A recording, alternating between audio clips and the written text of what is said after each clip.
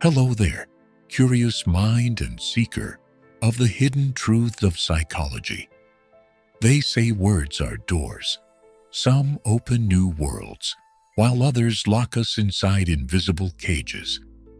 And the most unsettling part is that those cages are often built with questions that seem harmless, but secretly carry the intention to manipulate us.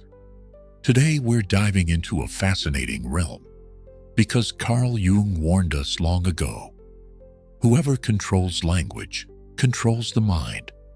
So before we go any further, make sure to like this video and subscribe to the channel, because what you're about to discover could completely change the way you see the people around you. Picture this. You're in a calm conversation, maybe with a friend, a coworker, or even someone in your own family. Suddenly, that person asks you a question so simple, you almost overlook its true weight.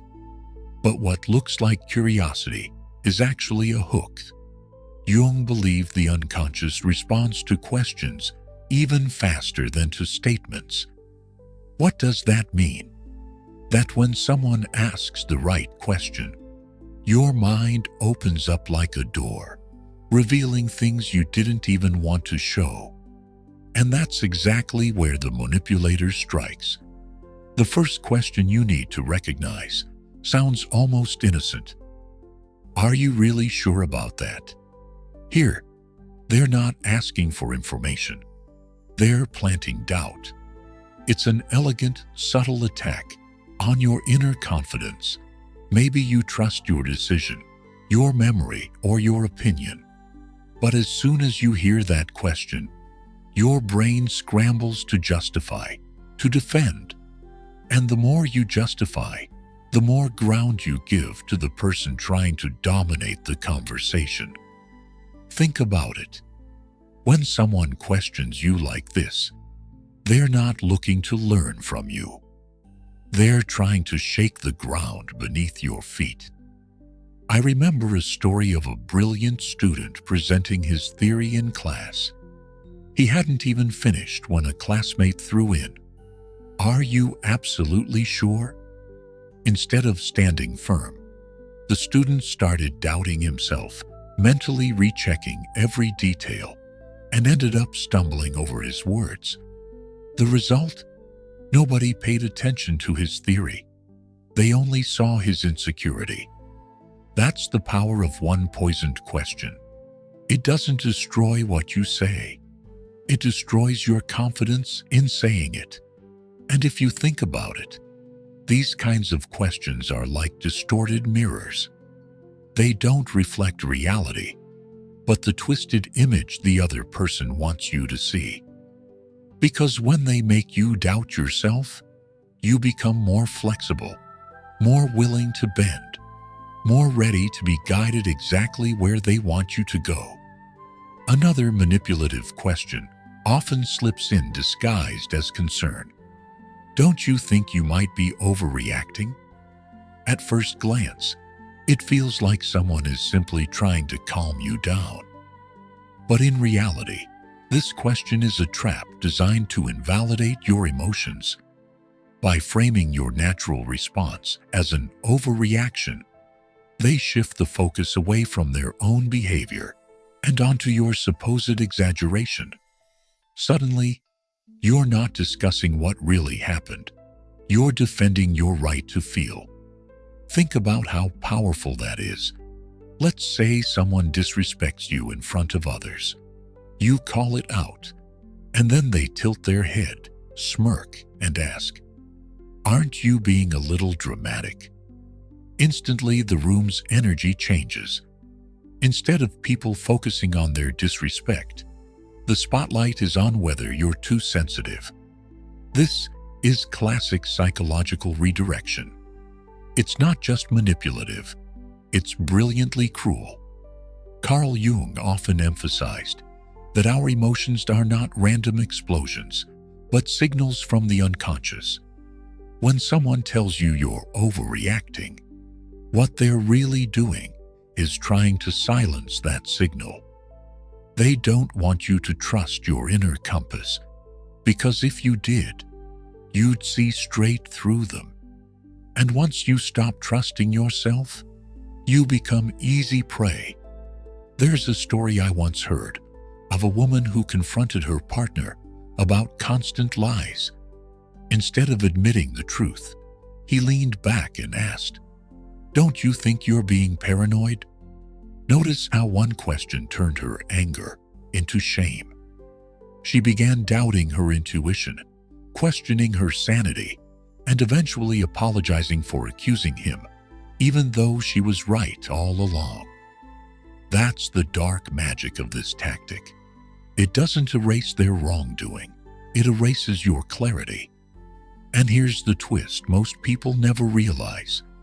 When someone accuses you of overreacting, they're actually revealing their fear. They fear that your reaction has enough power to expose them. So they wrap your fire in a blanket of guilt, hoping it will suffocate before it spreads. Then comes a third question, one that sounds like a genuine invitation to reflect. Why would you even think that? At first, it feels like curiosity, as if the other person wants to understand your perspective. But hidden beneath is a subtle accusation that your thoughts are irrational, baseless, or even absurd. This is not an open door for dialogue. It's a way of cornering you into defending the very foundation of your perception. Imagine telling a colleague that you suspect a project is being mishandled. Instead of addressing the issue, they lean in and ask, "Why would you even think that?" It's clever, because now the weight of proof is entirely on you. The conversation shifts from the actual mishandling to your reasoning process. Suddenly, you're not exposing a problem. You're under investigation. Jung highlighted that the psyche craves validation, and when it doesn't receive it, it can spiral into doubt. That's exactly what manipulators exploit here. By questioning the origin of your thoughts, they make you second-guess your instincts. And instincts, according to Jung, are the raw whispers of the unconscious, the very signals that warn us of danger. If those signals are dismissed, you're left defenseless. I once read about a young man who confronted his business partner for hiding profits. The partner didn't deny it outright. Instead, with a calm smile, he asked, "Why would you even imagine something like that?" The question was so loaded that the accuser froze. He felt almost guilty for suspecting, even though the suspicion was correct. That single question didn't just derail the confrontation. It painted him as paranoid, while the true deceiver walked away, untouched. And that's the brilliance of this tactic. It dresses manipulation in the clothes of innocence. The manipulator doesn't need to fight your argument head-on. They just need to make you question the validity of your own thoughts until you're too tangled in self-doubt to see what's really happening in front of you. Another question, perhaps the most disarming of all, comes wrapped in intimacy. If you really cared, wouldn't you? At first, it sounds like an appeal to love, friendship, or loyalty. But beneath the softness, it's pure emotional blackmail. This question doesn't just challenge your actions, it questions your very character. Suddenly, your worth as a partner, friend, or colleague is being measured by whether you comply with what they want. Think about it. A friend says, "If you really cared, wouldn't you lend me the money?" Or a partner whispers, "If you loved me, wouldn't you stay quiet about this?" It's a loaded weapon, because no matter how you answer, you lose, refuse, and you're branded as cold or selfish. Accept, and you surrender your boundaries. Carl Jung often described the shadow as the hidden part of ourselves that others try to exploit. When someone uses this question, they're poking directly at that shadow, the fear of not being enough, of not being lovable. They twist your natural desire to connect into a lever for control. And the cruelest part is that it works because we all long to be seen as good in the eyes of others. I remember a story of a young woman whose partner constantly cheated but silenced her with one line. "If you really loved me, wouldn't you forgive me?" Over and over, she surrendered her pain in exchange for the illusion of love. She wasn't weak. She was trapped in a psychological loop where her own compassion was turned against her. That's how dangerous this question can be. It doesn't just manipulate your behavior, it manipulates your identity. And here's the sting. This tactic thrives on guilt. Because guilt is sticky. It clings. It lingers. Once planted, it doesn't matter if you fulfill the demand or not. The doubt remains. Maybe I don't care enough. That lingering poison is what keeps manipulators in control long after the question has been asked. And finally, there's the question that seems like a challenge, but is actually a trap. What do you have to hide? On the surface, it looks like a call for honesty, but underneath, it's designed to place you on the defensive. The implication is clear. If you hesitate, if you protect your privacy, if you don't reveal everything, then you must be guilty of something. It's a brilliant move, because no matter how you answer, suspicion lingers in the air. Picture being in a relationship where your partner demands, "Why don't you show me your phone?" What do you have to hide? The issue is no longer about trust. It's about your refusal being twisted into evidence. By framing privacy as secrecy, they redefine control as transparency. And suddenly, your natural boundaries look like walls of deceit. Carl Jung warned that manipulation often exploits archetypal fears, the fear of being misunderstood, of being accused, of being cast as the villain in someone else's story. This question plays directly on that fear. It corners you into proving your innocence in a situation where innocence should never need proving. There's a chilling case. I once heard about a boss who constantly pressured his employees with this tactic. During performance reviews, he would casually ask, "Is there anything you're not telling me? What do you have to hide?" Even if the employees had nothing to confess, the atmosphere became one of unease, as if everyone were concealing something. It wasn't about finding truth. It was about establishing dominance, creating an environment where silence itself looked suspicious. And that's the dark brilliance of this question. It flips the burden of proof. Instead of the manipulator explaining why they don't trust you, you're forced to prove your purity, to overexpose yourself, to strip away your dignity just to escape an accusation that never should have existed in the first place. When you put these 5 questions together, you start to see a pattern. They're not about curiosity. They're about control. Each one chips away at something essential. Your confidence, your emotions, your thoughts, your values, and finally, your very right to privacy. A skilled manipulator doesn't need to raise their voice, doesn't need to make threats.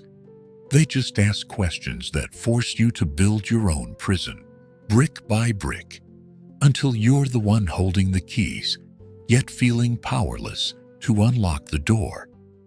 And the strangest part is how ordinary it all seems. These aren't complex psychological traps with flashing lights and warning sirens. They're everyday sentences, so common that we rarely notice their weight. That's what makes them so effective.